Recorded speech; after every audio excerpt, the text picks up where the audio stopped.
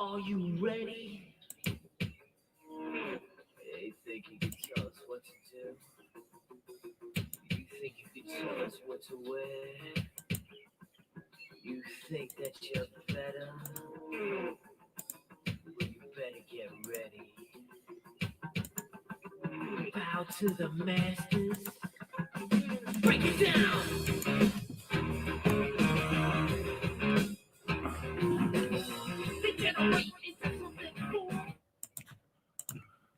What is up, everybody? Welcome to the first live broadcast of the my first wrestling broadcast. Thank you all for coming, whoever's all in right now. Again, there's not going to be no rhyme or reason or how we're going to do the show other than just talk pro wrestling. Doesn't have to be current product. It could be old school, 70s, 80s, 90s, 2000s, Attitude Era, the Monday Night Wars, the 80s boom, anything and everything. The territory days, we're going to talk about everything. So I did drop the link in the chat. So if you want to come aboard and be on the panel with me, please do. You're welcome to it. So come on in. I'll put the link again one more time just to make sure. And I'll keep posting it throughout the show. I know Rev is just either finishing up or just getting close to ending his awesome show. Congratulations, Rev, again on the 1,000 subs. Couldn't happen to a better couple. You and Nikki are amazing. So hope you enjoy the Travis the Trout we sent you. And I also have a second gift coming your way that will be mailed out tomorrow. So hope you enjoy it. And so who's all in? Drop in the chat. Let me know who's all in here. As again, you can see the the invite is in the chat. So if you want to come in, what's up, Uncle B? What's up? My son, the Tatted Picker, is in the house. My wife wants to know what is my favorite era and why is it the Attitude Era? Obviously, because it was a lot. The storylines and the action was so better than what it currently is right now. I did watch a little bit of AEW and NXT for a little bit tonight. Haven't watched a lot of the current product over the last couple months just because of the lack of fans in the stands. Makes it kind of hard to watch. My brother Ray is in here. Ray's Ramon. What's up? To give an idea, a little bit of background of what my wrestling background started out with the back in the early 80s or ever since the 60s and 70s, wrestling was a territorial system.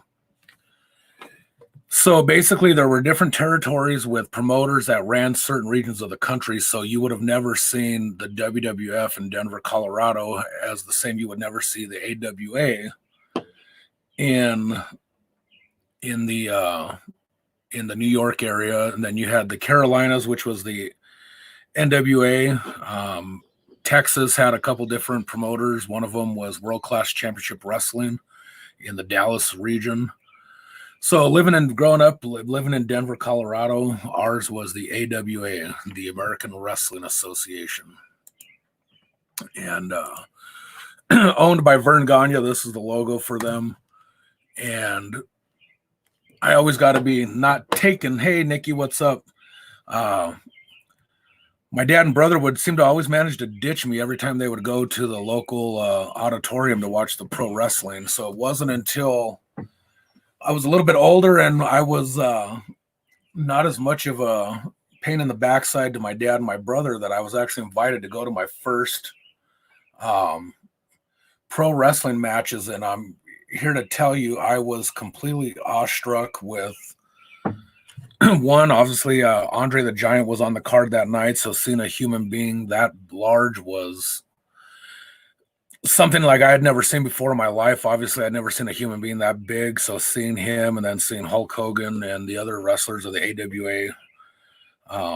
But like I said, after that, I mean, I was hooked. I mean, it was just something that I just Loved. Hey, what up, Nate? What up, Anthony?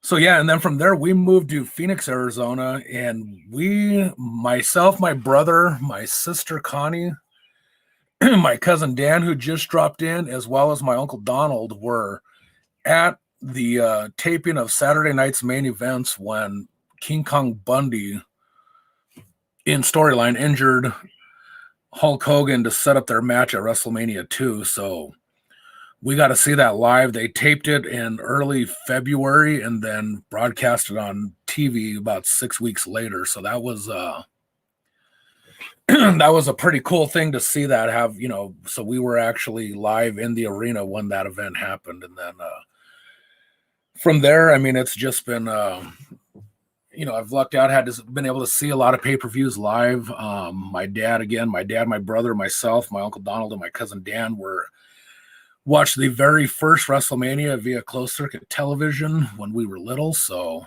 when I was little, so again, it was the pageantry and everything that Vince McMahon brought into wrestling and the crossover into music and everything else just made it a really fun event.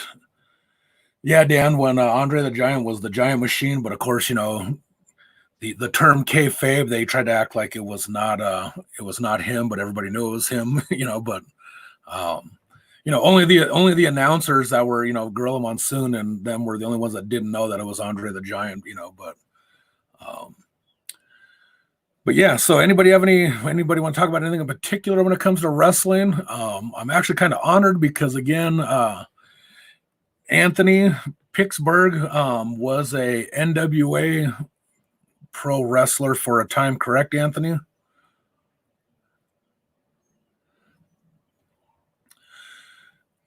Chris, Thrift Beast, what's up, buddy? Scooter Renee, yeah, to be honest with you, I have not watched wrestling in a couple months, and I turned on AEW just to, honestly, to get myself a little more versed in what's going on with the current storylines, and I got to admit, I was a little upset with the idea that they had Matt Hardy running out to the ring to try to save a drone that Chris Jericho and I can't remember what he goes by now, but he was Jack Swagger in the WWE. And I'm thinking to myself, like, how can somebody come up with that and think that that's an interesting storyline for the people to view and want to watch? Joseph asking what was my favorite storyline as a fan. My first real understanding the whole storyline business was honestly when King Kong Bundy and Don Morocco, again, quote unquote, at Veterans Memorial Coliseum in Phoenix, injured Hulk Hogan, and then they set up the storyline. So that was the first time I understood the whole concept of what a storyline was to draw the fans to a particular match. Because I understood the whole WrestleMania 1 when it was Mr. T and all that, but again, I was the ripe old age of 8 at the time, so actually 85, so I was 7.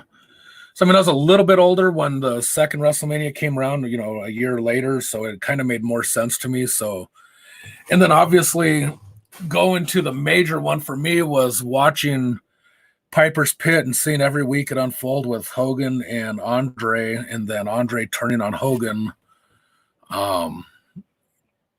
was a little bit of, that for me as a kid, that that kind of blew my mind to see Andre and Hogan setting up WrestleMania. Hey, what's up, son? How you doing? What's up? Just enjoying the show so far. I'm stuck in the guest room because Danielle's watching a TV show, so I got condemned to the room. So I got. Bring your phone a little, or turn up your volume on your phone, so we can barely hear you. Yeah. So yeah, Scooter Renee. Yeah, Jack Hager, I guess is what he goes by now, and So yeah, like I said, the Hogan Andre WrestleMania 3, 93,000 people. Was a sight to see. I'm gonna drop in another person in, my brother Ray. Let's see if he comes up. Is he frozen? I think he froze. I don't know what was going on earlier. I was trying to join your StreamYard. Did you notice me hopping in and out? I did not. The first time I saw you, I brought you in. Yeah, I was like bugging out. I don't know what was happening. Try to bring him in again, bro. Can you hear me now? You were frozen a minute ago. Yeah, man. Can you hear me? Okay. You're just kind of choppy a little bit. You may need to go upstairs by your router, or you need to move your router downstairs because you're choppy. I'll go upstairs. Let me get out real quick. I'll be right back. All right. Okay. So I was just talking about a couple of things that got me watching wrestling as a kid. Obviously, my son, because we were big wrestling fans, my son became a huge wrestling fan and had all the figures and all the, the paraphernalia that came with the wrestlers. But I got one thing that nobody else here has though. What's I have a that? wrestling tattoo. Yes, he does. Where's that?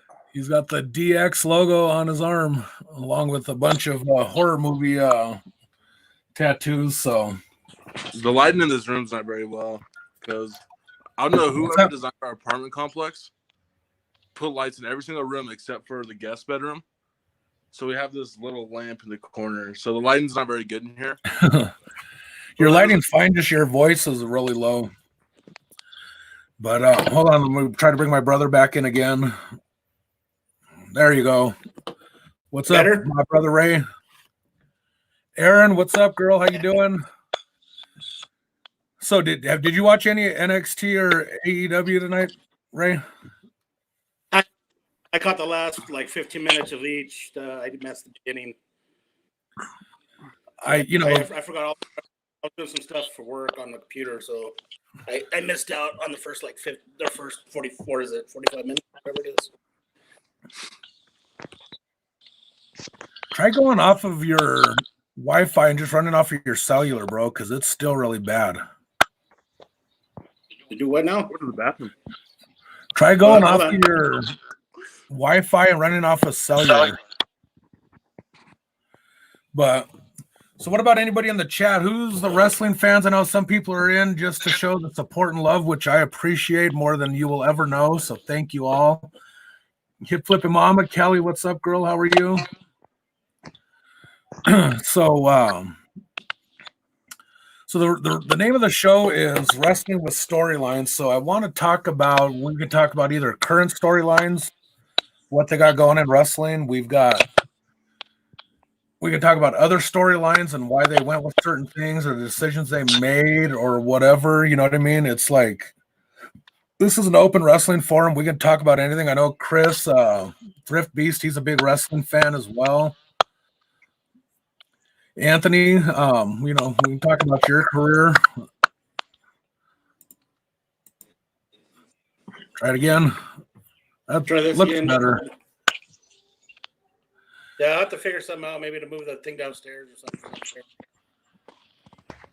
Since I'm living in my hole downstairs in the basement. Actually, I got a chance to go up to Red Rocks today to move some stuff around and get out of the place for about 3-4 hours. Nice.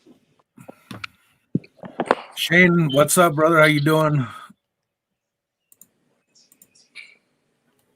Why are my comments not coming up on the screen now? There they go. So,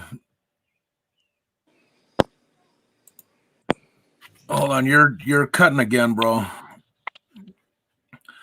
Sorry, guys, his internet is really being choppy. So, wrestling. What do you want to talk about, son? We want to talk about when you were watching it during the Ruthless Aggression era, Attitude era? I guess the first question, I've never really gotten an answer or ever asked it, but who is your favorite wrestler of all time? So, obviously, as I first started watching wrestling, what's up, Sam? Obviously for me it was Hulk Hogan, obviously, because everybody liked Hulk Hogan, everybody loved Hogan. I was so much of a Hulk Hogan mark, if you will, to use the term mark, that I even had a 6-foot cardboard cutout of Hulk Hogan that we got at like a garage sale or something one day because I was just such a huge Hulk Hogan fan. I had the T-shirts and the belts and all that other stuff because, you know,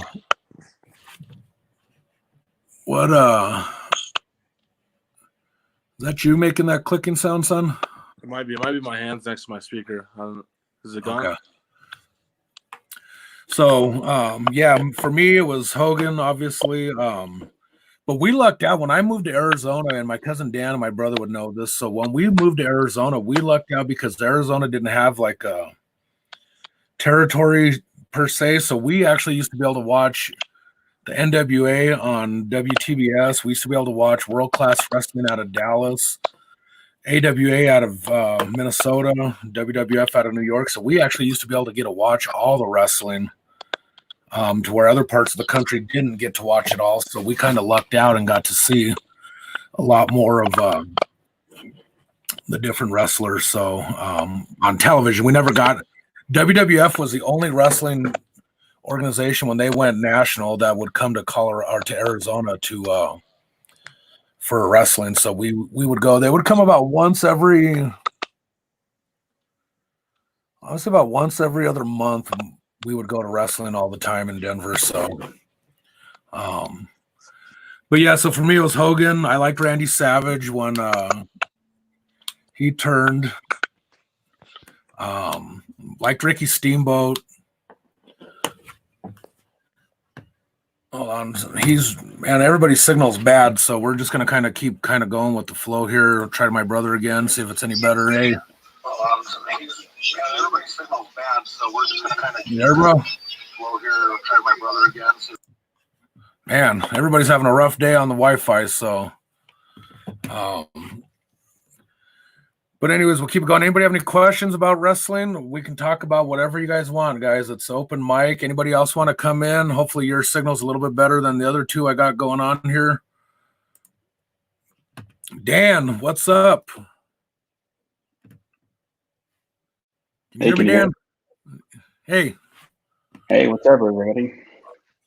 Hey, so I was talking a little bit about, you remember when we were at Saturday night's main events, you and your dad were sitting in a different part of the arena, right? And you could see like all the interviews happening backstage and all that stuff. You guys had a pretty cool little, you got to see it kind of behind the curtains a little bit with the way they were doing some of that stuff.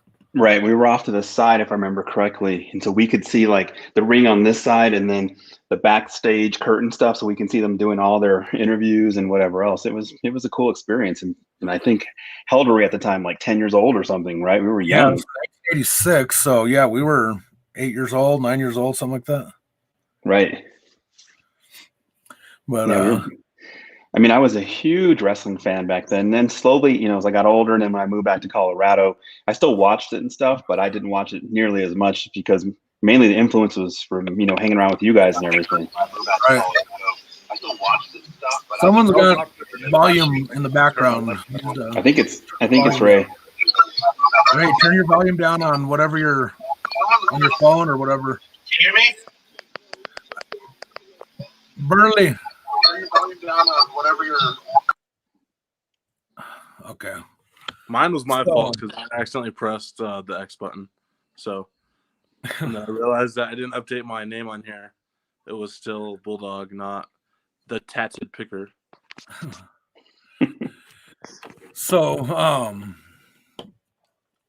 yeah. So what else, Dan? You and your dad were with us a year prior. We went to like a big auditorium or something, and they had the TV screens up, and we got to watch WrestleMania 1, the original first WrestleMania, on closed circuit television. That was an interesting concept that was completely foreign to everybody, Yeah, I thought it was huge because we had really good seats to that too, remember? Because they had the big screen on one side of this big, kind of like almost like a conference room kind of thing, like a big room in Mesa. And being so young, how old, like you said, we were like 8 or 9 years old, pretty young, and having these tickets to go see WrestleMania, being big wrestling fans at the time. It was, you think we had tickets to go see, some celebrity in person or something. It was huge. Yeah, it's kind of weird how the wrestling industry, obviously, everything changed when they came out with Raw and they started doing a live show every Monday night. But I remember one time me and my dad and my brother went to because they were advertising WWF wrestling at the Coliseum. And me and my dad and my brother went there, and we literally sat through like 6 hours of them taping television for like 8 weeks worth of wrestling. And it was like really crappy wrestler against, the popular wrestler matches, they call them squash matches. And then they would do like a Piper's Pit. Then they do like what was that, the barber shop with Brutus Beefcake or whatever. They had all those different things going on. So it's kind of interesting and weird to see watching them do all of that TV, and then like I said, it was probably 6 or 8 weeks worth of television we sat through. And did they and then change about later for like 6 weeks straight, all the matches we saw live were then on TV. It was pretty interesting.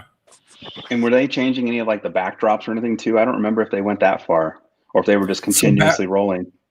Back then it was just a blue ring with blue, the red and white and blue ropes. I mean, it wasn't nearly as elaborate as they do everything now. I mean, I was just telling, I don't know if you were listening, Pete, but I was telling Dan when me and Dad went to that wrestling, when they taped like 6 weeks worth of wrestling in one night. I don't know if you remember that or not. Gary, what's up, brother? How you doing? Chris, old school picker. Can you hear me now, Frank? Yeah, we get it. Yeah, but there's an echo. I went to my computer instead of my phone, so I'm trying to see if it's better. Okay. I'm on my computer thing using my camera from my computer to see if it's better. Turn the volume down on your computer if you can or whatever. You probably needs headphones in, right, Dan? It would help just so you have less feedback and so forth. But while you're getting situated, I saw people in the chat. Hey, Nikki T. Hey, Sam. Hey, Gary. Good to see everybody. Hey, Nate. Nate Dog. So, Jimmy. so pro wrestling as a whole today, I mean, I kind of, it's bad to watch. And Dan, I doubt you probably keep up on much of it lately, but I tried to watch it even before the whole everything that's going on. I watched maybe, 15, 20 minutes of it, and not knowing any of the current characters, it was hard to follow. It is, and anybody in the chat want to, you guys are welcome to come into the show if anybody wants to come in. But yeah, I mean, I look at it like this, and I wish, like I look at wrestlers like Elias, and here's a wrestler that is literally, to use a wrestling term, over with the fans. The fans go crazy when he's out there, whether he's a good guy or a bad guy, and they continually bury him on the show. And it's like, how? And then, like, they recently released Rusev, which was a Russian wrestler who was hugely over with the crowd, and they got rid of him. And then they have the oh man, I can't think of the name of the guy, but my brother will know the name. The fat guy won the the Money in the Bank match on Sunday night. Do you know who I'm talking about, son? I have no idea. I haven't watched wrestling since WrestleMania, and I only watched that. I didn't even watch all of it. Actually, I watched 5 minutes of the Undertaker match and like 5 minutes of the John Cena match. I can't remember the name of the guy, but man, he is. Yeah, Chris, Rusev was so over with the fans, and hold on, let's try to bring him in again. You there? Yeah. Okay, better. Otis, that's his name. You and I were talking about this the other day. How the heck can they put the company behind Otis, but yet they release Rusev? I don't get that mindset. What I don't get is what's his name? The bruiserweight, that NXT guy that bends the people's fingers backwards. That's my favorite wrestler. That's Pete Dunne. Yeah. But I mean, I don't know. I just think, maybe they got too many writers now. I don't know. I mean, honestly, if anybody wants to piss and moan about Vince Russo being the worst writer in wrestling, clearly they haven't watched AEW or WWE or NXT lately, because I mean, Or TNA. the product they're putting out is not good. I mean, I think the thing what they're doing with Otis is they're trying to portray him as like the everyday guy like us that gets the hot chick, is what they're doing right now. Oh, just like me. yeah, Except for that would never really happen to me, get the model, lady. So overweight, overachieving, huh? Mine's It's just- kicked it's out. just- Put me in the BS. it's- So that's such a it's their current over the top gimmick thing going on. They can't have it all too serious. But I mean, Yeah, it's- Rusev, we're talking about Rusev. Like they said, they had the big Rusev Day thing going on, and they just dropped it. It was highest merchandise seller, I believe, at the time, and then they just kind of let it go and kind of messed it up. yeah, that's what I'm saying. I mean, And then the whole wedding angle with Bobby Lashley thing was stupid. yeah, and so they killed that angle, right? That's over and done now, or No, they're still together, but she doesn't come out with him anymore. They're still, kayfabe, married, if you will. So, but it's all because he's already married to somebody else. He married one of the Nitro girls or something like that. That Bobby who in Lashley. real life, Lashley. Yeah, Bobby Lashley's married to. I think her name. I think it might be Crystal or something like that. She was I think one of the Nitro girl or something like that. Yeah, like Chris was saying, the writers are horrible. I mean, again, I know they're never going to go back to the Attitude Era just because they've got way too much tied up in, sponsors and everything else that, Oh yeah, they're trying to be PC, to do those guys to. Their demographic nowadays is mostly kids. Yeah, it's like we've come full circle, because that's the way it was in the 80s. They did the whole, I was their demographic. I mean, I was, you brother, how I was, Dan, how, Say your we were prayers, buying the eat your vitamins, right? yeah, and we were, we were their, You had all those Triple goofy H characters, and- the goofy characters back in the day that, I mean, Doink the Clown turned out to be, he was like a heel, but then, he turned him, and then, the stupid gobbledygooker thing they had going on. Remember that? The Thanksgiving thing for yeah, I mean, Survivor Series. They had all these outrageous characters that, today would be obviously laughed upon now. And then I'm sorry, just like, when Kane first came out, he was, what was it, Isaac Yankum, DDS or something? He was a dentist. he was an evil dentist from Decatur. Illinois. Or there was an independent wrestler that used to go by the name of Chris P. Lettuce. I'm like, okay, enough with the pun wrestling names, people. What was that one guy, Frank? Disney. Who was that wrestler that you showed me, Dad? Venom Boy, or what was it? Who? That wrestler that you showed me that was a ripoff of one of the superheroes? It was like, When remember when in WCW they had a wrestler and they ended up getting sued because they didn't think anybody would get the connection with a wrestler that goes by the name of Arachna Man. And needless to say, whichever Marvel or DC, whichever owns Spider-Man, was like, It's Marvel, unless you're listing and Jimmy makes it DC. Sorry, Jimmy.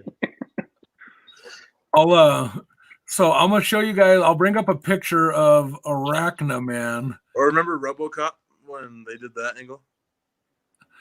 At least that they were smart enough to actually have they actually had a working agreement with the RoboCop people to do the Arachna or the RoboCop deal.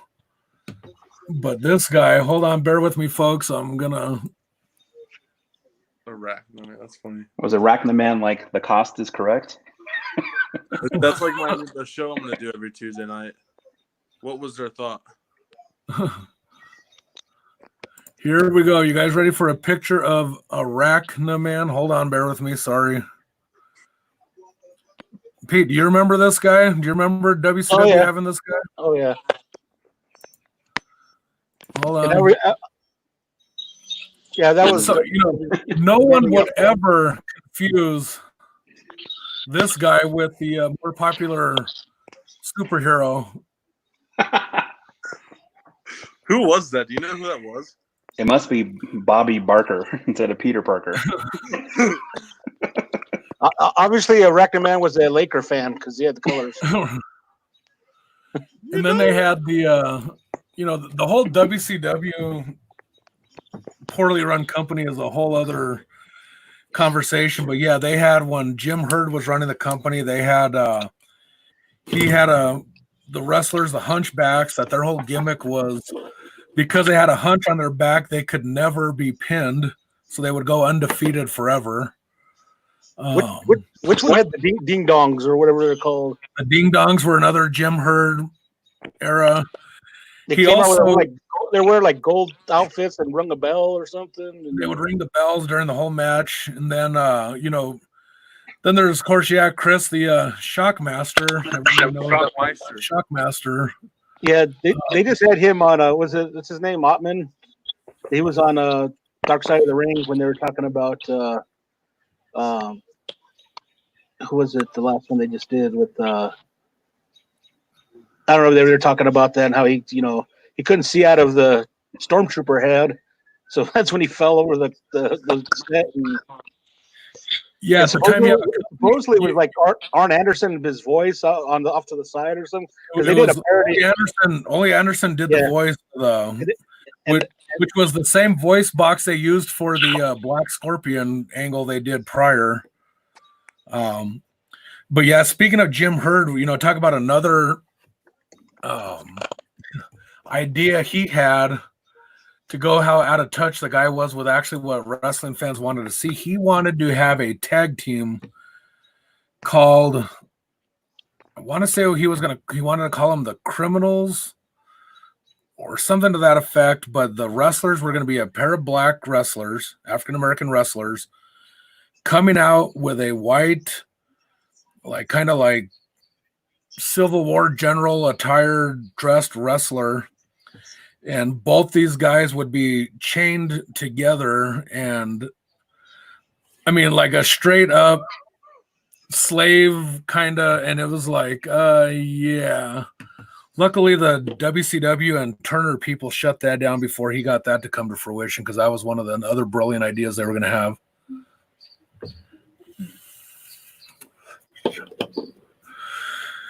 To my right, our right would be Dan the IT man, Aaron. I think to your left is the side of your browser window. I guess. It's weird. Next week, Dark Side of the Ring, Owen Hart. When you talk about the right before the Attitude Era, when the NWO came and WCW, God, I remember how horrible WWE was. Remember we used to go watch them and there'd be like a couple of thousand people, and WCW was selling out because of the thing. And then all of a sudden, they changed over. It was brutal to watch. It was so bad back in the day. Yeah, it's like the current product now. No fans in the stands and putting out crappy product that nobody wants to watch. The only thing I can say about them, how they're doing now with no audience and stuff, is how they're still be able to pull the show off. You know what I mean? It's still, they do a good job still. It's not, thinking how it's horrible people think. You know what I mean? They still do all the spots, and stuff. I think it's still not as obviously good to get the crowd reactions and stuff, but nonetheless, so they're going out there, acting, doing their thing. So hopefully, I think they're doing a good job of priming us and getting ready for watching empty arenas for basketball and hockey and. Yeah, that's ridiculous, to be honest with you. Old school picker Chris, yes, that dark side of the ring with New Jack. You talk about a guy that was not playing with a full deck before, the years of the grind of wrestling, may have jarred his decision making even more. Yeah, the guy was crazy. Just watching that show and seeing the stuff he did, he tried to kill Vic Grimes, throwing him off the top of the scaffold. He beat up an 80-some-year-old man with chains and chairs. Gypsy Joe, I think he was Gypsy 78 Joe. or 90, 80 years old. And then he stabbed the guy like 9 times with a. I guess he said he had it was like a Wolverine claw that he made, and one of the blades broke off, so that's what he had in his pocket, and that's what he stabbed him like 7, 8, 9 times. And then I believe he also cut his face when he was on the ground when he was stepping on his head. And then. So they arrested him, and then that guy went to the thing and said, "If you train me and let me follow you around, we do this and that, I'll drop the charges against you." And so New Jack, like said in the show, he packed up all his stuff in storage and left Florida and never saw the guy again. So he got off, attempted murder charges.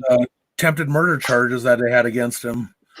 Yeah, the mass transit incident. If anybody's, I think I could revitalize that character. They could put a uniform on. A bus driver. He's supposed to look like he looked like what's his name, Ralph Cramden from the Honeymooners. Honeymooners. That's what his deal was. So yeah, the mass transit incident was an ECW event where a 17-year-old kid lied to Paul Heyman and said he was 21 or 22. Went into the ring and literally got beaten within an inch of his life, including New Jack using an X-Acto blade and just laying his head open all the way down to the skull. He literally, it was brutal. Yeah, I believe he said he got 50 stitches and then he's got like no feeling. Well, before he passed, unfortunately, Eric Koulos, he had 50 stitches and then lost like nerve damage in his forehead and stuff. And he he like jumped off the top rope with a chair right on his face after he cut him, and just beat the living out of him. And he luckily he didn't get. I think he actually did go to court for that one too, and they let him off. Yeah, because Eric Koulos and his family kind of screwed up with that because they, at the end of the day, according to the Dark Side of the Ring show, his dad called New Jack the N-word, and so that basically got him off because then they tried to do some other things to promote the whole event and everything, and that kind of they lost their credibility with that. So I love ECW. ECW was fun. I was gonna say ECW. Man, try to redo it. And that's when I missed the beginning of the ECW because when we first moved back in '92, we didn't have cable for the longest time. When we lived in the trailer behind the restaurant, so we didn't have ECW when that first came out, and I got to miss a lot of that. And then, but yeah, ECW, those guys were nuts. ECW was basically the WWF Attitude Era, pretty much all stolen from ECW. But the Chris Benoit, yeah, that was another.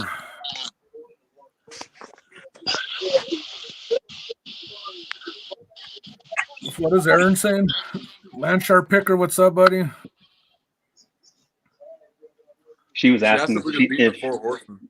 Yeah, if the four of us could beat the Four Horsemen, and I said easily, Aaron. With their current age, I think we might have a chance because they're all in their 70s by now. What's that, son? Didn't Harley Race just pass away? Last year, yeah. So now which Four Horsemen are you talking about? Because there's been so many versions of the Four Horsemen. This is the best one in my opinion, right here. Hold on. The Four Horsemen? No, that horseman. That's like Four Horsemen with J.J. Dillon. That was the best. Wouldn't that be the Five Horsemen? The Four Horsemen. And there by no means was it the one with the Paul Roma as a member of the Four Horsemen. Was it Steve McMichaels from the Bears? Wasn't he one of them too, or something? He was a horseman along with Benoit.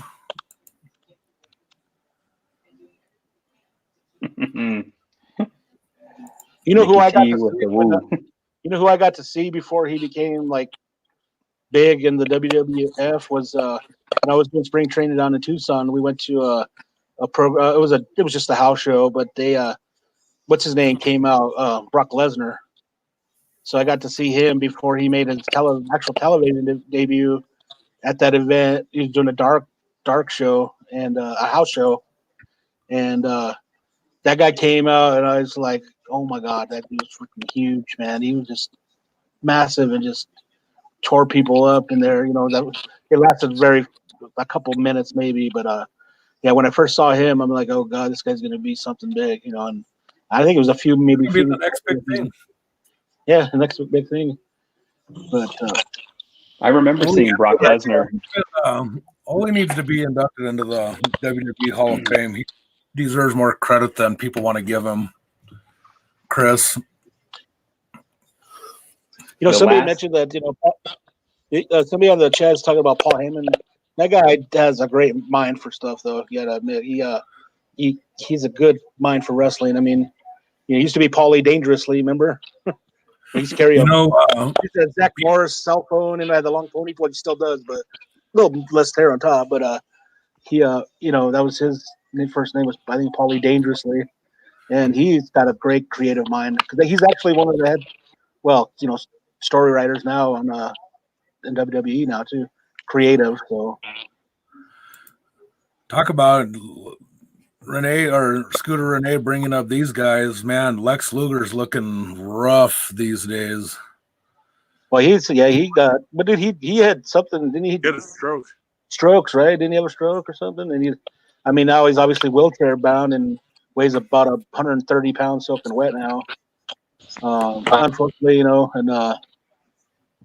it's sad to see people. You just look at some of the other ones, that have aged poorly, or who should be gone by now, they got to like DDP, helping out Scott Hall and like Jake the Snake Roberts and some of those guys, So. In my house, Aaron, that's just a chair and a microphone. I wish I had a real ring. I could be a pro wrestler, No, I don't think if you could just get squashed every match and just get hit and not get pinned and not have to run the ropes, because they do a lot of run. I mean, those guys are as big as those guys. As long as they work and run and getting up and fast and doing it over and over, man, it's pretty cool. Is that Dana Rikishi? Look at Aaron dropping names. I don't know. Aaron was a wrestling fan. Look at her dropping all these names. So there is going to be no stink faces on the show for wrestling. I mean, I don't care how clean you clean yourself. That's just. But the best one he did, stink face, was to Vince McMahon. It was the best one. What would my wrestling name be?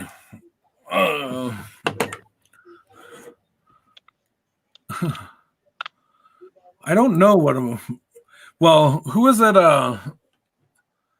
Somebody calls me, or Jimmy and I, Jimmy Jam and Frank the Tank. I think I'm Frank. See, Aaron, you shouldn't give up your secrets. I thought you were this big wrestling mark over here, and find out that the Best Offer King is telling you, dropping names. Yeah, it's Chris. Yeah, old school Jimmy Jam and Frank the Tank. Aaron, you don't give away your secrets. Just keep doing it. Yeah, Jim. It would just be Jim. You could be Jimmy. Could be Hillbilly Jim. Jim and Francis. According to Joseph. Frankie could come as a Cartman character. Francis. Cheer Tank. There you go.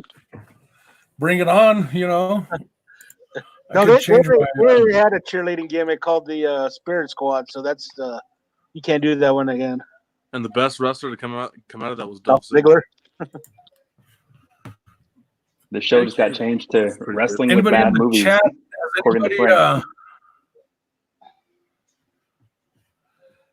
Has anybody met a pro wrestler by chance or whatever. Hulk Hogan. Here's mine again. Now it's me in the picture. If this was 17 years later. What's that? So if this was 17 years later, that'd be me. So I think we're Right. like age. Like I said, the funny thing about that was this was his token post for all the guys. And then anytime a chick wanted to take a picture with him, he would showing off the guns to the girls, you know. But yeah, that whole, you know, Hulk Hogan 6'8" or 6'10" or whatever. I'm 6 foot, guys, and that's Hogan standing next to me. So Oh yeah, little they embellished height even thing. said Andre the Giant wasn't even 7'4" either. He's like closer to like 7'7" or 7'1", I think, or something like that. They were saying he was like 6'11", maybe 7 Yeah. foot. Yeah, maybe 7. They You remember said, when they like, before remember when, he they, when died, he was Andre the Giant like- came out? They were doing Vince McMahon was talking to him. They had Andre the Giant standing like on a box to make him look like it was like 9 feet tall. Yeah. You know, they would Yeah. interview. Yeah, they'd You know, always have him stand you know- on a Hey, Frank, box. that picture you just showed, isn't that, Two by fours. did that say Bubba Army on it?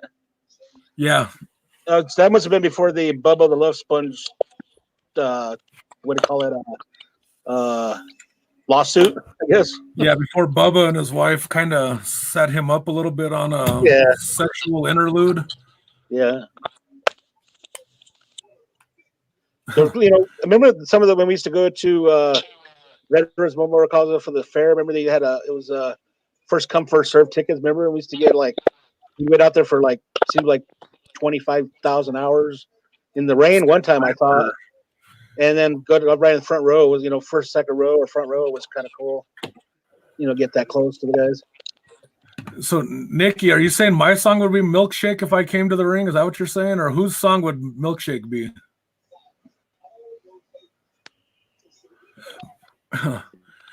Aaron said, we're not carrying wrenches anymore. We're carrying 2x4s. Oh! Thrift Beast, isn't his name Chris?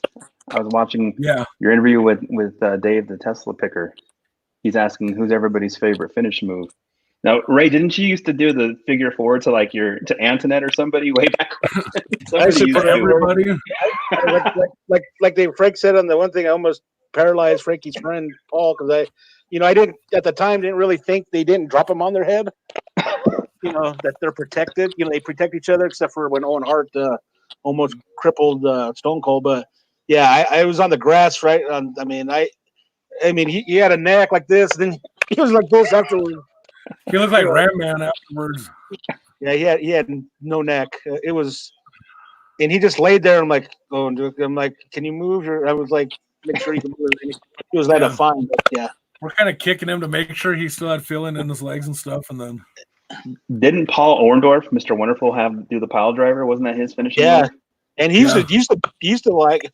He probably hurt some people because he used to because now they just kind of like fall back. He used to jump up in the air and drop them down on their head, And I'm sure he's hurt a few people.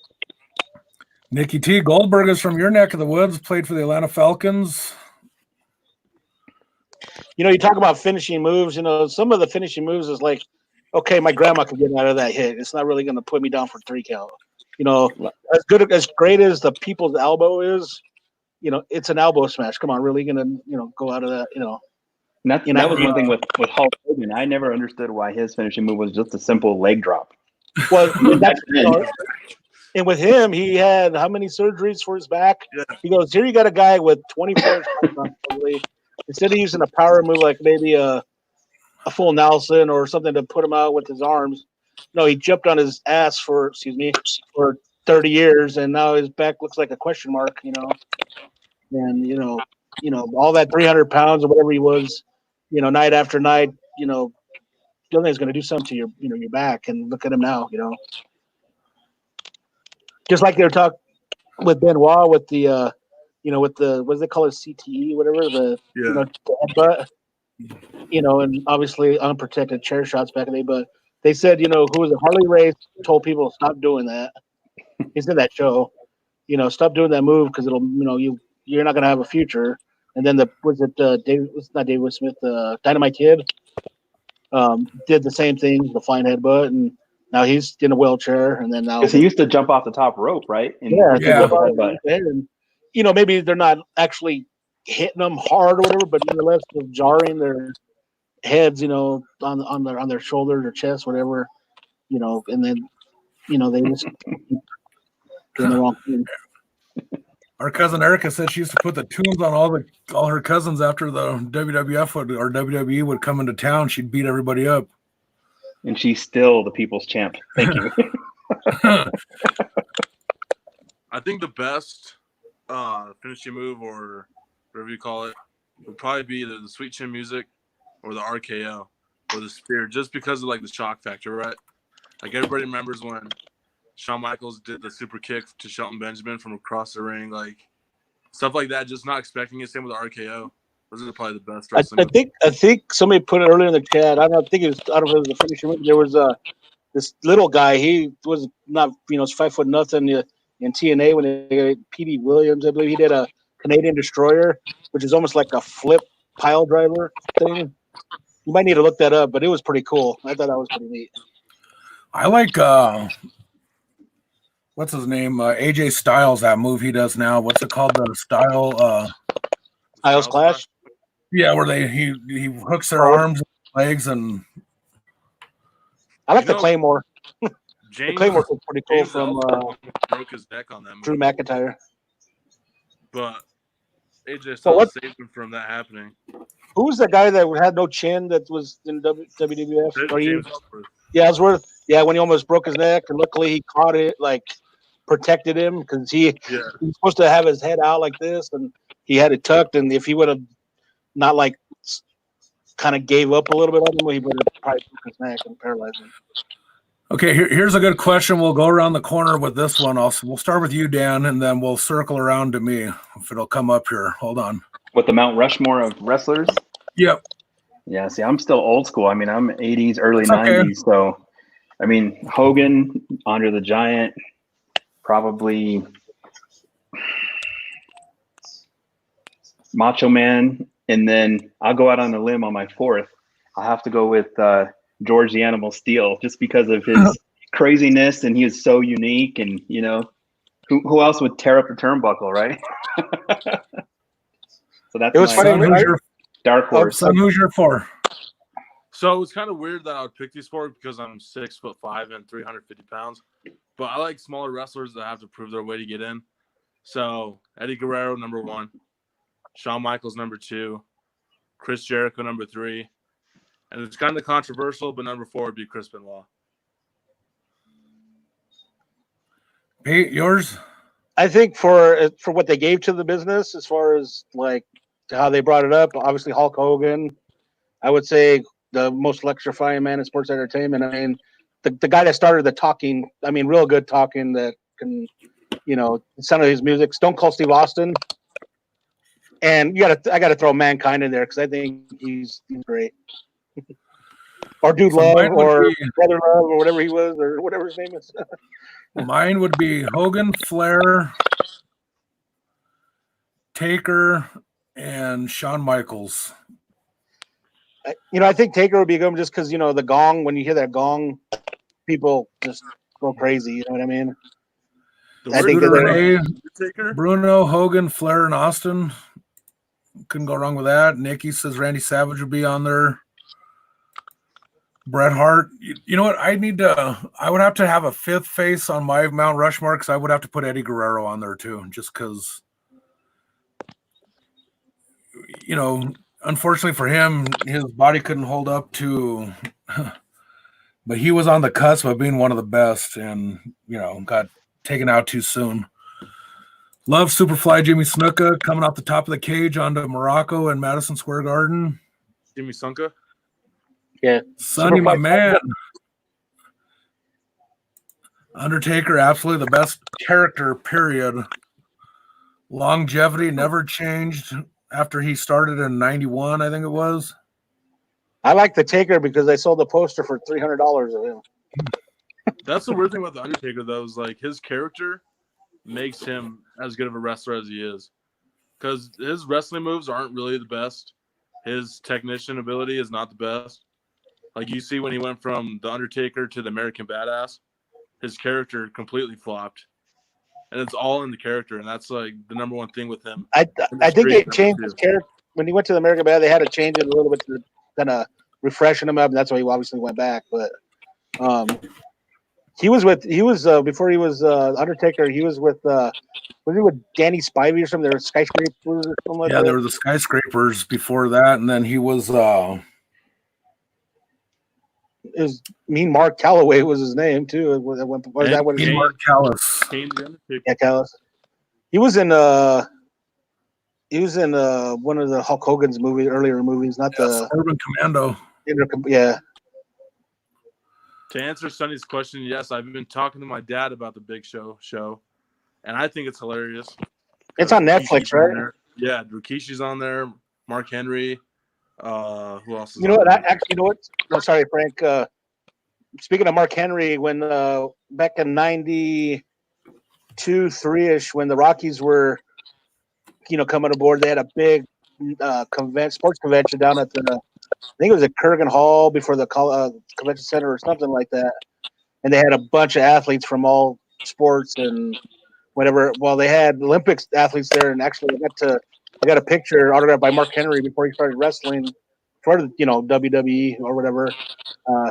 He just looked like a young gentleman from Silsbee, Texas.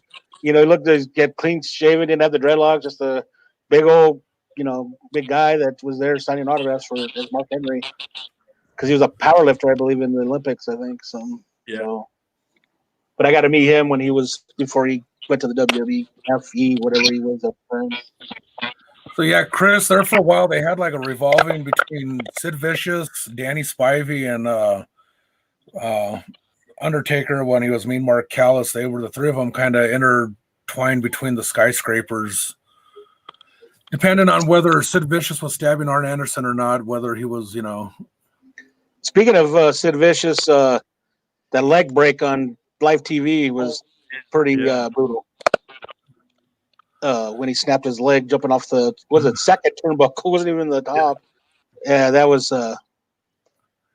crazy. Yeah, back in the day during the Monday Night Wars, my daughter Rebecca, she hated WCW and loved WWF. So every time we would, just to piss her off, we would change the channel from WWF to WCW, and she would get so pissed off and would yell at us to make us change the channel back to WWF because her favorite wrestlers were Kane and for some reason Val Venus, folks. I don't know why she loved him. Frankie the Junior, remember we're moving and used the U-Haul ramp as a stage, remember? And he was doing the Shawn Michaels dance going down the stage. And then at one point, I think somebody tried to powerbomb, I think Mariah through a table at one point. But luckily your mom heard you telling Mariah I think it was Mariah. Do you remember that, son? You were going to try to put somebody through a table. Either it was Rebecca or Mariah, one of the two. Luckily your mom with her mom ears was able to catch you before you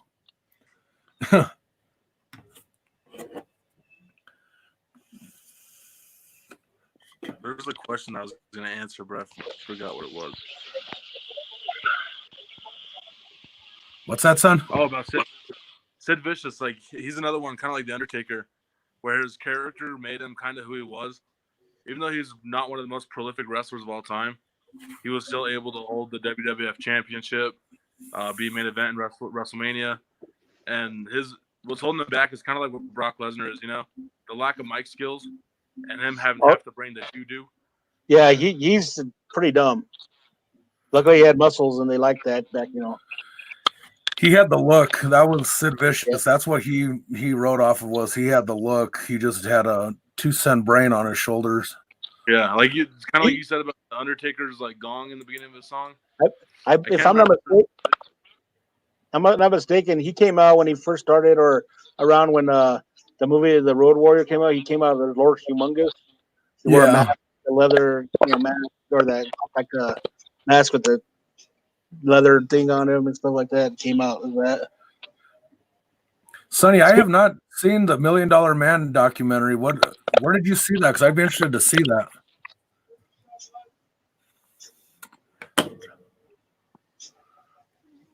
You know, it's another good documentary if you have a chance to watch it is the resurrection of Jake the Snake Roberts, and to see what Diamond Dallas Page did to him and for him to bring him back from. I mean, he was wheelchair bound when Diamond Dallas Page basically rescued him. I wish. Do they show? Because the Dark Side of Wrestling's on Vice, right? Yeah. Yes. So I'll probably be able to catch it on YouTube or something a couple days later. But that Owen Hart one, I like that Dark Side of the Ring because, you know, they obviously for the last 13 years since Chris Benoit and his family died, they've been unspoken in the WWE. So seeing them being talked about like that in that way is nice. Same with Owen Hart, you know. As if his name's spoken in WWE, they're going to get sued, and Vice has all the right to do it. It helped that Vice is a Canadian.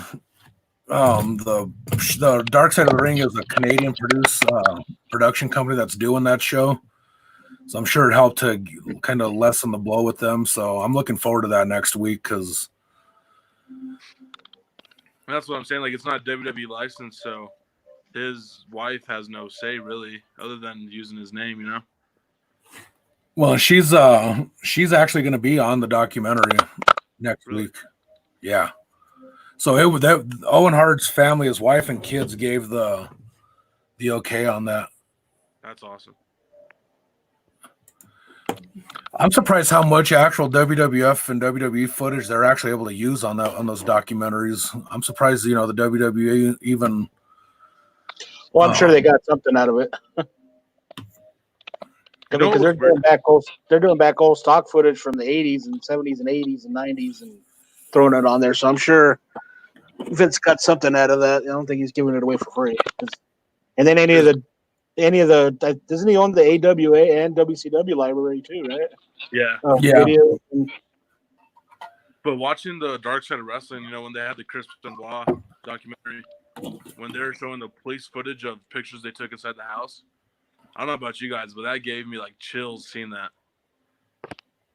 And the whole thing sad about that whole thing is it was like they're saying 2 to 3 days before he took his own life that they were there with them in there. You know, he did it, you know, so.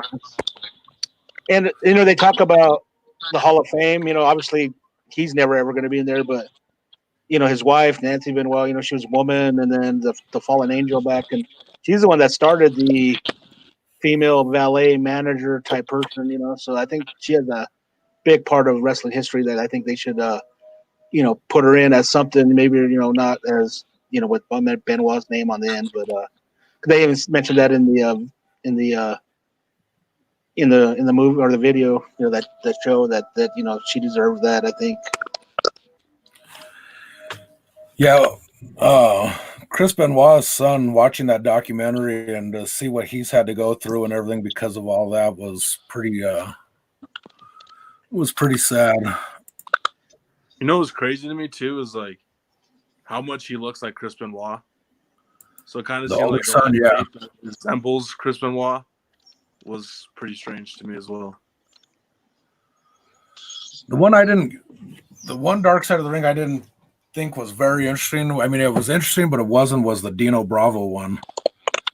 Like that guy was literally like the biggest wrestler in Canada before he went to the WWF, and he lasted there for a little while. Then come to find out, he gets shot up by the Canadian mafia. Yeah, that's what he got shot 13. He got shot 13 times. He said 11 times in his head, face, and then 2 in the neck or something like that. Obviously, all these Dark Side of the Wrestling things aren't going to have happy endings, if you will. You know, that's it. Yeah. You know, unfortunate. You know, because that's why it's called Dark Side of it. You know, the other one that was kind of not as great as the John Stossel, Dr. D. David Schultz one, where he smacked him upside his head a couple times. You know, said wrestling was fake or whatever, and you know, says this fake, and he, you know, hit him both sides of his head, and you know, that wasn't as good. The current one that just came out was the UWF, which nobody really talks about. I mean, you have I like WCW, the ECW, and WWE, but AWA, but UWF was not long lasting. You know, obviously for reasons. the Bruiser Brody documentary was really interesting as well. Just like to show like territories, you know, and especially in United States, Puerto like Rico. yeah, like I don't know what you call those. Well, I can't remember the word. they covered that whole thing up. The Yeah, murder like it's here. all There are people like with people that got people got their subpoenas like weeks after the trial was over. yeah. They, you know, so they couldn't testify. You know that the and nobody got no. I don't think anybody got charged for it. No, the guy that he went to trial, but he was found not guilty because there was nobody to testify as to what happened. So Even Yeah. though the guys were in the locker room watching it all play out. it was That's what kind of I'm sorry, Frank. kind of that. You ever see the movie Tombstone where Kurt Russell says that the judge says, "Well, if you have no witnesses, you can't have a murder." That's kind of basically the same thing they did with Bruiser Brody. Yeah, that's what they said. They, you know, because it was what's his name, Tony Atlas, and Dutch Mantel, and all those other guys that were in there. You know, obviously the ones that were with the was it Carlos Colon, I think, is the territory owner of that one, and you know, like I said, there was weeks after the trial was over, they ended up getting their subpoena, so it was kind of, you know, futile at that point. Yeah, it was totally done intentionally. I mean, pro wrestling back in that day was huge for that country when it came to revenue and whatnot. So they had to cover their butts by making sure that didn't go away. If they would have had one of their biggest wrestlers go to prison for murder, so they had to. It was a cover up. And did you have you ever Third seen world of professional wrestling, right? did you ever see on YouTube the Manny Fernandez incident? Have you ever seen Yeah, that? where he beat up the guy that was Vader. whatever it was called, his name, the guy that actually killed him. Yeah, he drove his knee literally like 290 pounds from the top rope onto his chest with his knee, and it seems like he looked like a fountain. He was, you know, had internal injuries. He was spitting up blood, and it was just pouring out like a sieve. In his head or his mouth, and he had to leave. They grabbed him, put him in a car, didn't even shower or nothing, and took him away and went away, and you know, didn't get it. I don't think he got any trouble for it, you know. But he was legitimately trying to take care of business, if you will. Nikki, your name would be the Little Hulk because you're what, 5 foot? You said 5'1". It's like I said, it's kind of the strange world of wrestling. You know, it's as much as it's a fake sport, so much real stuff happens that.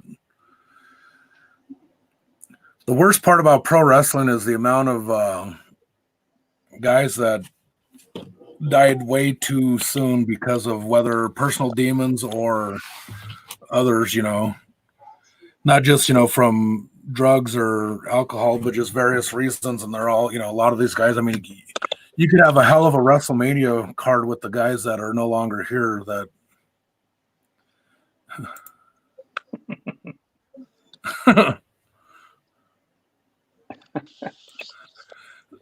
Renee, yeah, the David Schultz one, that was interesting. Yeah, you know, because like they talk about on that documentary, like David Schultz says, you know, he smacks John Stossel and essentially gets fired for it. You know, they tried to say they covered it up by saying he did something later was the reason for his firing, but it was the whole Stossel incident. But yeah, like I said, you know, a couple weeks later, whatever it was, when Hogan choked out Richard Belzer and busted his head open and this and that, and didn't get any, you know, Hogan didn't get in trouble for that one. So yeah, and that was interesting. He put him in that chin lock, right, or headlock, and dropped him. And he fell and cracked. You could see the blood pouring out of the back of his head. And he gets up and he's like, "Hello, we'll be right back," and everything. And he's all wounded. He's got blood pouring down the back of his suit jacket. And then, but yeah, that was before. Which WrestleMania was that one? WrestleMania 1. Yeah, because Mr. T was with it. I think Richard one of the Bell's- best, I was gonna say, Frank, I think one of the best wrestling things we saw was when we saw the War Games one. That was cool. yeah, Remember? Uncle B was with us for that one. Yeah, the War Games, that was cool. The 2 rings and cages, that was cool. It was good, and Sid Vicious power bombing Brian Pillman and knocking him out. That was all cool until that horror show of a wrestler, Giant Gonzalez, came down and ended the match or whatever. That was another. Yeah, like isn't that the one where Undertaker at WrestleMania got chloroformed, right? Yeah, Or which one was that? that was when because or he was El Gigante in WCW, then he was Giant Gonzalez in WWF. That's where he wore that bodysuit that had like Had fur, had fur on fur it. on his crotch and Horrible. his shoulders and stuff. It was like terrible. Yeah. I quote Charles Barkley, that was terrible. You were talking earlier about the the giant machine, under the mask there. Remember who was the one? Was the Killer Bees or something? What's that? Coco Beware was under the Yeah, mask. Coco Beware when there was a 6-man tag and he threw the Killer Bee mask over his head and the referee started to count. Then he realized, wait, you're not white, and he stops the count. And like you said, it was funny. Like the announcers are like the commentary is still. Who is that? I can't figure it out who that is. Like, Well, you had Gorilla Monsoon playing dumb, and then you got Jesse Ventura saying, "Come on, Gorilla, it's clear that's Coco," and instead of coming out with the parrot, he came out with a parakeet or something. I don't know what it was. well, that's like that stupid deal where I remember when Santino had the Cobra, and who was it, the Great Khali or whatever? His manager had the flute or whatever. And he started going, doing the thing, and then Santino starting to act like his Cobra's getting whatever charmed by music or whatever. He was charmed. Oh, it's horrible. But I mean, at least that made me chuckle. But some of the other stuff they do, man, I'm like, come on. Yeah, those were so bad that they were good. As far as like a sock puppet thing, when back when like Cactus Jack, when you used to see him, he was the hardcore legend, doing those matches with Terry Funk in Japan and blowing up, dynamite and barbed wire and this and that. And he came in as Mankind, and used to pull out clumps of his hair on purpose. And then he turned into Mr. Socko, when he beat up Vince McMahon. Remember, he went to go cheer him up in the hospital. That Rock Mankind match at the Royal Rumble when The Rock just gave him chair shot after chair shot. Because he was handcuffed, right? Yeah. Is that the one where his family was ringside and his kids were crying and stuff, right? Yeah. I saw that. Yeah. They showed the aftermath. He would have like staples put in his head because they don't do those chair shots anymore. You know what I really liked back in the day, and I think it was it NWA or what it was, when they had the scaffolding matches. Remember those? Oh yeah, that was the heyday for me. Yeah, they just showed one on because they had the Road Warriors yesterday. That was my team. The Road Warriors they did when they was at the Midnight Express, right? Yep. And then that's when they were showing that one yesterday on that show because they did the Road Warriors Dark Side of the Ring yesterday. So two funny things about that match, or interesting things about that match. First off, I think it was Hawk wrestled that match with a broken leg. Yeah, he broke it like the day before. had a broken leg during that match. And then the second part when Jim Cornette is hanging from the scaffold, Big Bubba Rogers was supposed to catch him. Right, squads. But because he had dark glasses on and the lights from the ring, Cornette's here and Big Bubba's over here. He was like 5 feet away from because he was supposed to catch him. Yeah. He missed him by that much. Cornette tore his quads, right, or something, or he literally blew up both his knees, his quads, the whole 9 yards. I mean, it was a train wreck. Chris, I've actually seen that video when Titus is running down to the ring and he trips on something. He slides underneath the ring. He literally slides and he disappears under the ring. Well, looks like Aaron's leaving. What's up, brother? Hey, Aaron, we'll see you later. I just saw your. Good night, Aaron. Bye, Aaron. The Carolina Hustler. Carolina Hustlers in the The house. golf club man. Yeah, I actually stopped at the thrift store and I was looking at golf clubs, and man, I got to tell you, I'm lost as to what to look for. Like, you just, like I said, do you just read the try to find like a name brand driver or whatever, and The hammer. there? 'Cause I need to know, because I have a feeling we've got an untapped market on golf And they'd clubs be, going. they'd be pretty easy to ship too, wouldn't they? Should be. Yeah, I was gonna say. Remember, I told you I was gonna stop at some stores on my way home from work today. None of the Goodwill, that one I kind of like to go to on McIntyre, it's still closed. The Lakeside one's still closed. A couple other ones. Off subject here. We're back in wrestling. So I miss going to those wrestling events. There's a lot of fun. Hopefully they come back again. I went to Wrestling Live when it was in Colorado Springs. It was at the World Arena. I think it was already WWE by then. But Brock Lesnar was performing at the time, and we had ringside seats. They were really good. I remember someone gave them to me, or I forget how I got them, but we were literally right there. I don't even remember who else was there. When we used to ditch Frank to go watch wrestling back in the day, we used to be at the Denver Auditorium Arena down here, and the wrestlers literally went through the portals to the locker room within the concourse into the dressing room. So, when they leave, they come up with thing and everybody running. And I saw Hulk Hogan, he did something. He, slammed his hands against the door and got in. And then Andre the Giant and all those guys, they walk right past you into their locker room and then go up. So that was cool back in the day to see those, that close to those guys. Casey, it's kind of like a double-edged sword a little bit to see, a lot of the Callaway. Oh yeah. What are a your lot of the insides of wrestling compared to back when I didn't know all the ends of wrestling now, and it kind of takes a little away from it. You'd be like that guy that's on the viral video. It's real to me. You ever see that guy screaming? Are you see that? It's Tosh still real Point to me. makes fun of him all the time. He was Yep. at some wrestling convention, and I don't care he's what like, they "It's say. still real to me, damn it." It's still real to me, damn it. Hey guys, I'm gonna get out of here. I'm gonna go to bed. It was nice talking to you guys. You guys have a good Hey, night. Frank. Thank you. Hi, Frank. Yeah, we're gonna end this at about 9:30, so we got about 13 minutes left. Nikki, Did you guys- do you know what wrestling they hold in your town where you guys live, or?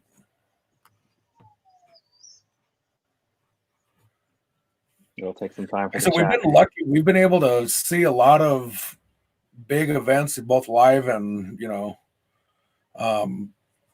like I said again, talking back to that very first Saturday night's main events, we got to see live.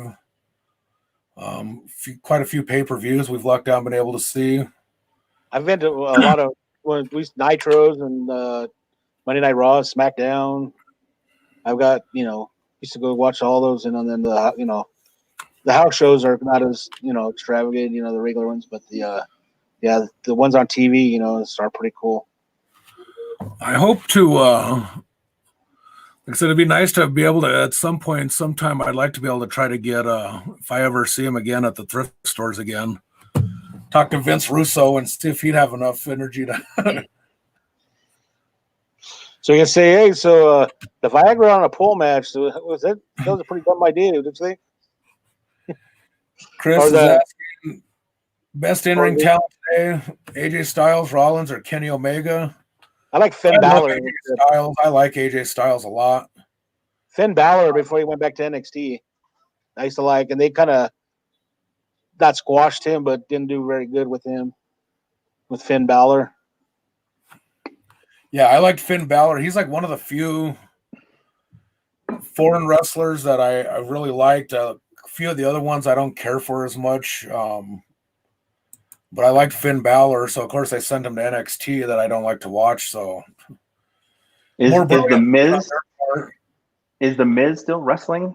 Yeah, he is. Whatever. He's back with John Morrison. They used to be together back in the day. Because it's funny because I used to watch a lot of MTV Real World and all that stuff. So I remember him from when he was on that cast or whatever. Mike Mizanin. Yep. And He would talk wrestling about, stuff, right? yeah, he would talk about, doing some amateur wrestling and different stuff. And he always put on the Miz character on the show. And then years later, I was like, wait a he minute, went to- that's like, He went to Tough Enough too, right? I think. oh yeah, I don't yeah. remember, to be honest with you. I think he Yeah, did. he went to Tough Enough. So did that's where John Morrison came from too. Was Tough Enough. He's one of their winners, if you will. I did not watch Money in the Bank Sunday night. Renee, I'm gonna be totally honest with you. Haven't watched a lot of WWE in the last couple months just because, quite honestly, my feeling is the product they're putting on isn't worth giving them my time. Nikki, we'll see you later. Thank you for coming in and watching. I watched. That, I watched.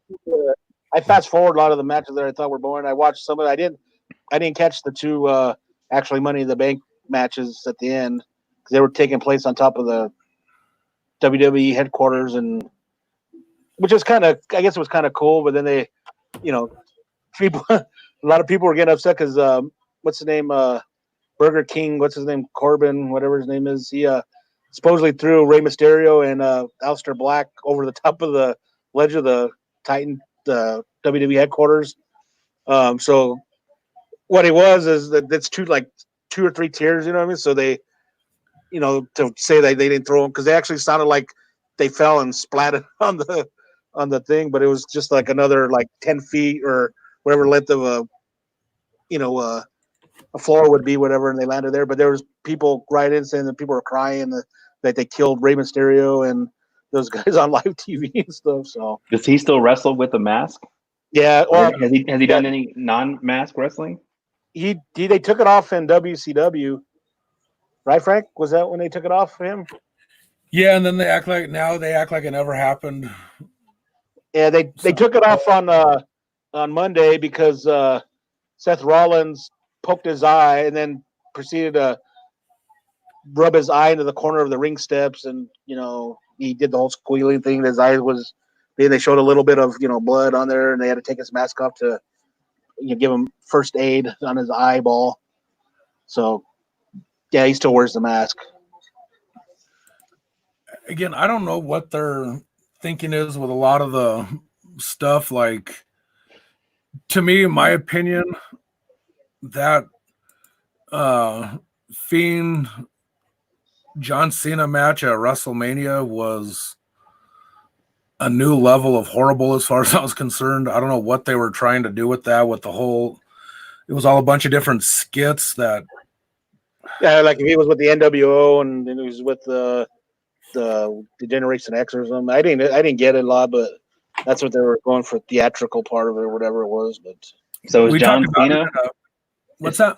Sorry, Frank. I was going to say, is John Cena currently wrestling at all? Because I know he's focused on acting. He lost a bunch of weight, or he's like a lot leaner and stuff, right? I've seen those pictures. Yeah, and he has a goofy looking hairdo now, like a comb, like a normal cut. Yeah, normal not a flat top.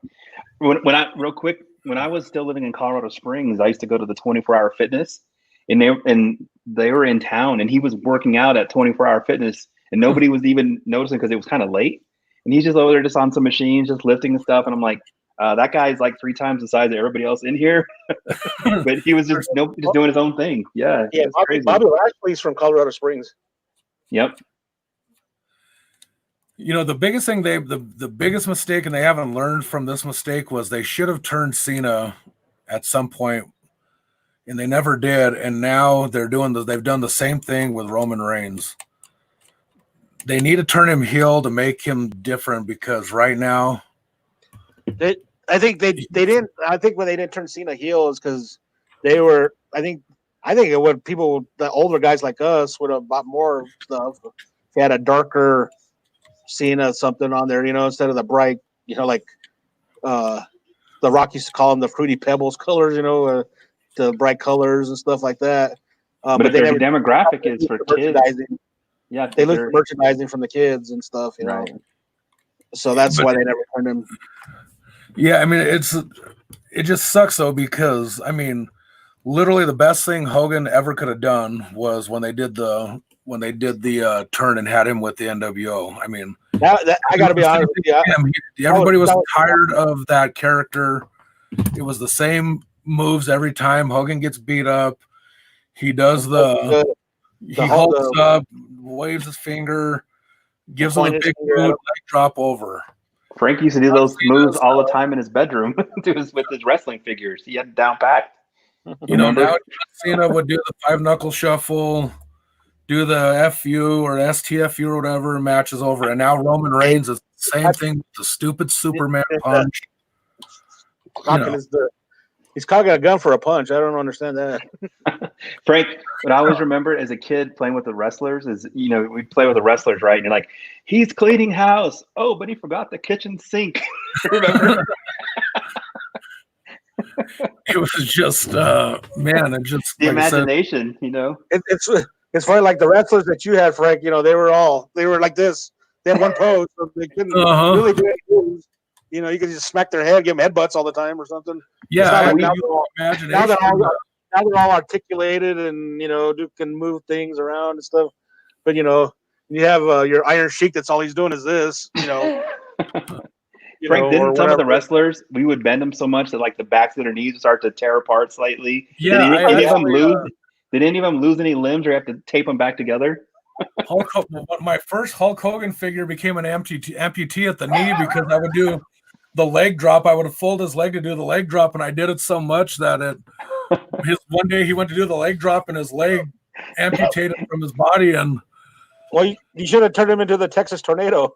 So then I had to get some like tape and a bunch of stuff, and so he had to wear a knee brace for a while till a new Hogan came along, until Antoinette gave him away. Right, and then that sold them all, and then it's sold them. Frank, you hear me? You could have turned him into the Texas Tornado. With his, missing. This was a whole leg amputation. Remember Kerry Von Erich? He was called the Texas Tornado in WWE. You remember that kid? He lost a foot in a motorcycle accident, and he literally wrestled his career at the WWE with the prosthetic foot or stump or something. Yeah, he was missing the front half of his foot. Yeah. And that allegedly was actually all his old man's fault because his dad was trying to rush him back into the ring, and he did something and he stepped up, with his foot and like literally broke everything and blah, blah, blah. And so they had to amputate his foot. Yeah. That's another tragedy in wrestling. That entire family it's so sad. That the little brother that got electrocuted and drowned in snow. He had he was like 4 or 5, I think. Yeah, the youngest son, Jack, or the oldest son, Jack. And then there was David or Chris was next, right? David, and then Mike, and then Chris, and then Kerry. The whole family. The saddest quote ever was from Kevin Von Erich, where he said, "I used to have 5 brothers. Now I don't even have it. Now I'm not even a brother. Not even a brother. All 5 of his brothers got killed. Weren't 2 of them twins? Huh? Weren't 2 of them twins or something? Or they looked a lot alike. Mike and Kerry, Kevin looked a lot alike. Yeah. Well, they had their cousin Lance Von Erich, so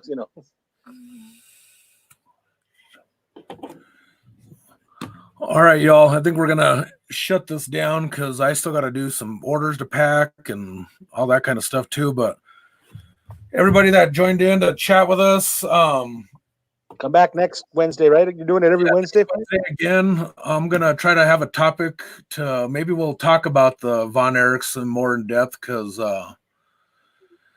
that could use a whole show just to talk about what went on with that family. I want to try to maybe start trying to keep to a topic, maybe if that works. Or yeah, I think you could start.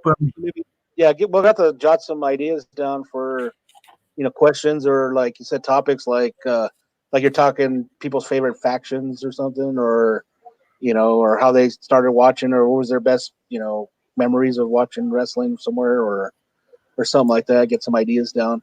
But shoot, man, this is an hour and a half gone already, and that's been fun. And we need it flies by. Didn't even scratch the surface of what we could talk about. I think, and maybe some kind of. This was definitely a first kind of a mixed bag. Kind of just let it kind of go with the flow for the first one, but it'll get we'll be a little bit more in depth with some conversation. And Dapper Tiger says, yeah, and Stone Cold real quick. Yeah, the way he changed from what he was in WW or WCW or WWE. He was a Hollywood blonde with Brian Pillman. Brian Pillman. He had flowing blonde hair, thinning out no less, but he had some. But that's what we could talk about, stuff like that, like where they started and where they became. He came. What's his? They have like the Viper. What was his? Stone Cold was his moniker. And then everybody sees my name. People see on there. My name's Raymond Dominguez, obviously, but getting my Razor Ramon, my buddy that I worked with when I was doing the Colorado Rockies and stuff. We used to watch wrestling together all the time and everything, and he started calling me Razor Ramon. And I have literally our president of the Sports and Entertainment, Aramark Sports Entertainment, who I work for. Actually, he's president now. Calls me Razor Ramon. My boss, one of the top 5 guys in the company, calls me Razor Ramon that I work with, and then a lot of the people. So that's what my name is around. The people that I work with, and all my bosses. That's what they call me. Friends, well, family calls me Pete, like Dan. Andy, thank you for dropping in, buddy. We're getting ready to shut her down tonight, but we will have another show again next Wednesday night. And Frankie, now that I know what to do now with this computer deal, and then I worked out the bugs, I think. So now we'll work out the bugs from it. So, a couple things to note. So tomorrow, Jimmy and I, the Mile High Treasure Hunters, will be on this same channel tomorrow. So everybody tune in tomorrow. Next Tuesday night is the premiere of What Were They Thinking with this guy right here, along with Uncle B. They're going to have their show on Tuesday nights. What Are They Thinking? The first subject will be the Tampa Bay Buccaneers and the choices they made in the offseason, getting the GOAT and the Gronk. And then again, back here again next Wednesday night for another night of wrestling chat. So with that, everybody, Dan, Pete, thanks for jumping on the panel. And it was a lot of fun. I can't wait to do it next weekend. Yeah, it was a lot of fun. Next, I think, like I said, I'm going to jot some ideas down and stuff I think we can do. And I think, like I said, we haven't even scratched the surface. I think we're way deep in the ocean, and we haven't even reached the top, close to the top. We just need to talk about Stone Cold's beer throwing man, how accurate he was, and how well they caught those beers, and how he did he actually drink any, or did he just pour all over his shirt or his vest? Those Steve Weisers. All right, guys, everybody. We didn't even talk about like Kurt Angle, and because he was the milk spraying the milk. He did the milk truck, remember, spray instead of the beard like Stone Cold did. All right, next time. Yeah, all right, guys, everybody, have a good one. All right, good night, everyone. Bye, guys.